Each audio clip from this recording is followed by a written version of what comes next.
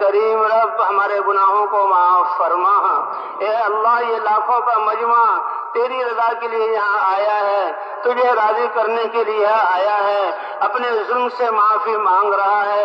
اے اللہ در در کی ٹھوکریں کھا لی اور ساری جگہوں سے نا امید ہو گئے۔ اے اللہ اپنی زندگی کو ضائع کیا، آج ہم توبہ کرتے ہیں، ہماری توبہ کو قبول فرما۔ اے اللہ اس توبہ پر استقامت عطا فرما، آپ تو بغیر مانگے عطا کرتے ہیں۔